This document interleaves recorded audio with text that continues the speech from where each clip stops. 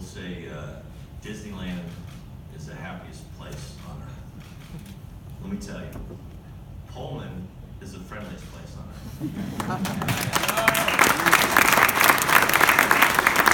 I have a cheat sheet because I know some people from Eastern Washington. I consider Eastern Washington from Wenatchee to Pullman, just so you know. So, and it is like one small town, to be honest, very much. You can maybe box out the Spokane, but the rest of you. But anyway, I want to make some thank yous as well. And I was just overwhelmed in this process with, first of all, I've had more conversations with President Schultz, I call him Kirk, Billy tells me, than I had in any of, and I've had great presidents, don't get me wrong, but it's just a very affable, wonderful person. And I have a rule, when you meet someone, and you guys can all steal this, you meet someone and you like them, 90% of the time you're right. And I really felt that way. It's like, and there's a bond there, and we kind of connected, and we talked about making hires, and we talked about going from your gut, and you know, hopefully I'm right, things I'm right, but it just felt really positive, and be under that leadership, and just the way it's aligned, just it's a family, and the same thing I felt, and Pat was just so professional about it, and yet he presented what this place is, and it's a family. And one thing that in the process we're interviewing, I said, I'm a head coach, I have a sitting team, I don't want to drag this thing out. I said, he said, you can come up here and got to talk to him. I said, well, if I go up there and do a good job, are you going to offer me the job? He said, no. And I said, I can trust this guy. Truthfully. I said, I know I've been in this, it was easy for him to say, yeah, we can do something, but he was going through the process, and he had integrity about it. When he said, hey, I'm going to call you at this time, call, click on the button. And that's really, really maybe the most important thing when you take a job, is to work with people you really trust. And along the same line, his team they put together to do the search were phenomenal. We mentioned Ann, she's not here today, but she's like my second mom or third mom. She's been, I asked her for one phone number about schools, and she gave me a 5-page email with everyone in the district and everyone that could help our situation. And anyone that's had to make that move, our families, everyone's family special, but for that, it's just a comforting, really comforting thought. And then we got Brian Blair, did a great job, and Bill Stevens, he took a couple naps, but we're gonna let that slide.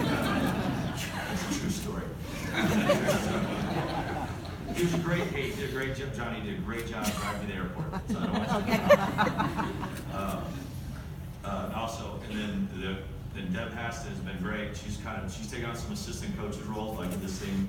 But I already know, like, instantly that you know, she's married to the fire chief, and I feel like she's got this place on lock, and I appreciate everything done. I know it's only been, I don't know, 4 or 5 days, so thanks. Now let's talk a little bit about basketball. Well, we're going to be in this journey from basically 3 years ago I was living in Harlem and San Francisco, and now it brings me to Pullman. And one thing it is, it's I've been blessed, and it's basketball. And it's not just the game, but it's what we talked about, building character, developing relationships, and this idea that always going to leave a place better than we found it. And we have a process to do it. It's about empowering others to empower themselves, right? And so the process has already started here. It's already started here. I've had 2 practices with these guys, and they are eager. I've done this 3 times, and they're eager to learn. They're exciting me. I think I threw it out there after the second practice. I love you guys, and I do. I come from the heart, and it's just an honor to have guys that look that way. Now there'll be some rough patches, I'm sure.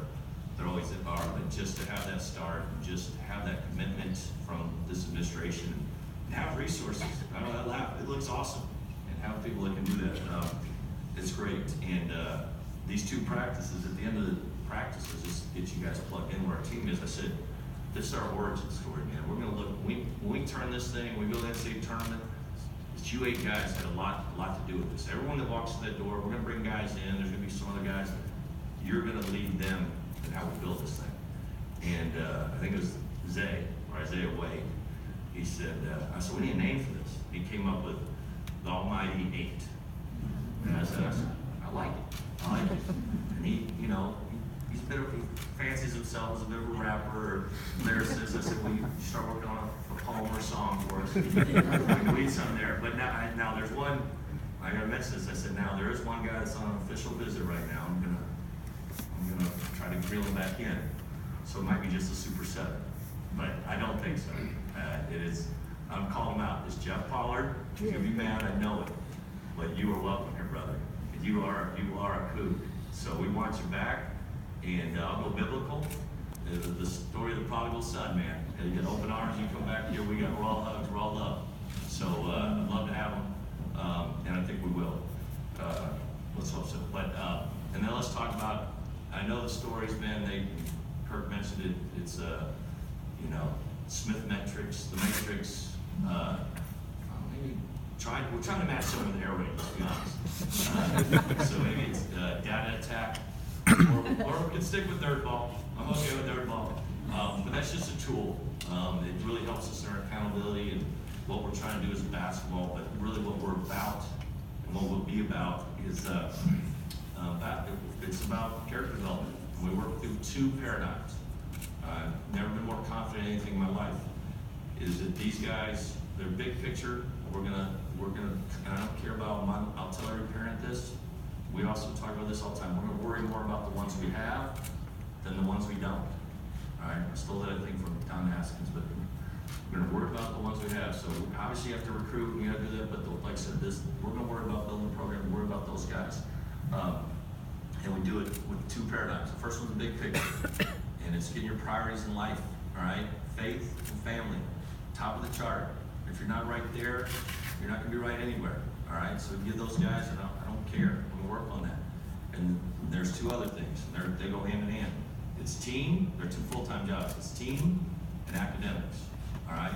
The team, you're gonna be practicing 20 hours a week, you're gonna be in the training room, you get extra shots, you're gonna have community service, team functions, it adds up. These guys are going to be challenged and pushed that way. It's 40 hours. You want to be good, it's going to take that. And then academics piece, there'll be no shortcuts. I just think it's right. I think you should value the scholarship and appreciate this thing. You're going to be in class 15 hours a week. You're going to be in study hall 8 hours a week. You're going to have papers. You're going to have stuff to do. You're going to have obligations. Same deal. You add it all up there. Bottom line, there's not much time to do anything else. And that's okay with me. I'm not afraid of that. I think that demand that because we think smart and responsible win and build a great culture. And you will, I guarantee you'll see that out of us. And then the second part, the daily.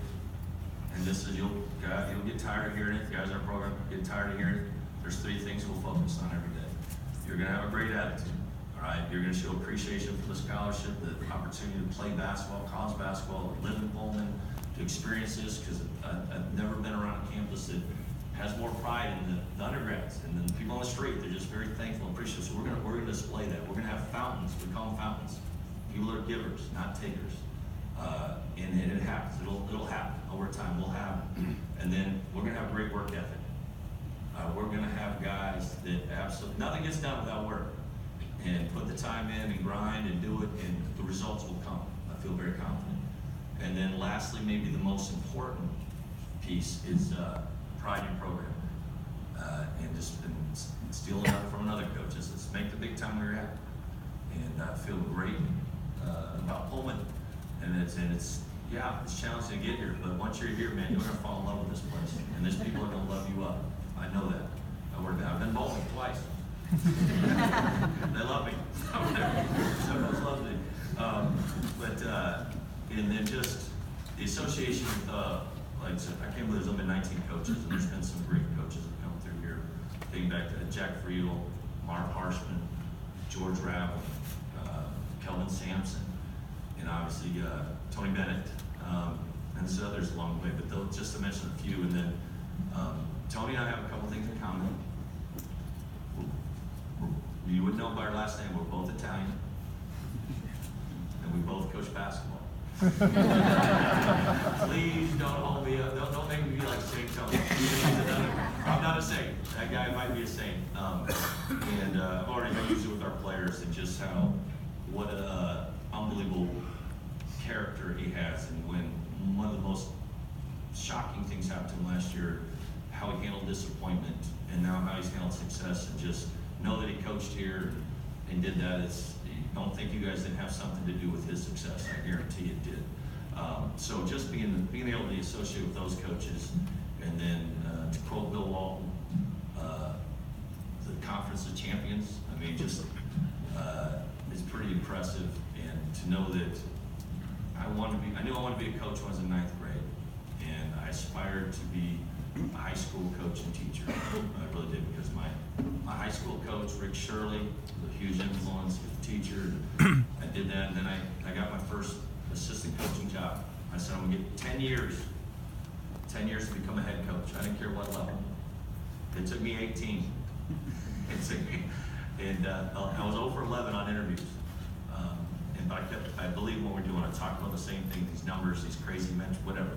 And finally someone took a chance on me, and we'll do that. But to be associated with the likes of Mike Montgomery, Lute Olson, Ralph Miller, and then probably maybe the greatest coach ever, John Wooden.